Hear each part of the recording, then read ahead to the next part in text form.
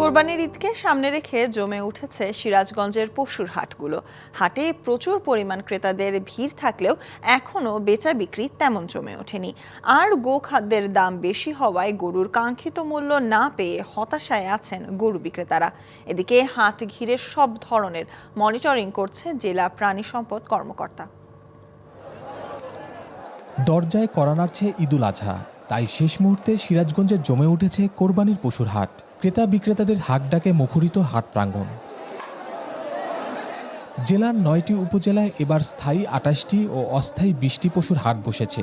এরই মধ্যে এ সকল হাটগুলোতে জেলার বিভিন্ন স্থান থেকে খামারি ও ব্যাপারীরা বিক্রির উদ্দেশ্যে তাদের লালন পালন করা পশু নিয়ে আসছে। সেই সাথে আগেভাগেই পছন্দের পশু কিনতে হাটে ভিড় বাড়ছে ক্রেতাদেরও। নগদ পেমেন্টে ৫০০ টাকা পর্যন্ত ক্যাশব্যাক আর লেনদেনে প্রতিদিন ডিপ ফ্রিজ এবং ঘন্টায় ঘন্টায় এসি টিভি সহ দারুণ সব গিফট। তবে এবছর গোখাদ্যের মূল্য বৃদ্ধি পাওয়ায় পশু লালন পালনে খরচ একটু বেশি হওয়ায় দাম নিয়ে হতাশায় গরু বিক্রেতারা। যে বাজার আমরা যে খিলাইছি তাতে আমাদের লস। যে দামে গরুগুলো বিক্রি করতেছে এটা মোটেও গরু আলাদা পোষানোর কথা না।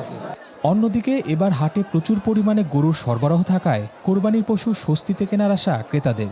আমি গরু কিনছি, ভালো পর্তায় হয়েছে আর কি। তাতে দেখলাম যে ছোট গরুর দাম একটু বেশি, বড় গরুর দাম একটু কম। এদিকে প্রাণী সম্পদের পক্ষ থেকে হাটগুলোতে অস্থায়ী ক্যাম্প বসিয়ে নিয়মিত পশুর স্বাস্থ্য পরীক্ষার ব্যবস্থা করার পাশাপাশি হাট মনিটরিং করা হচ্ছে।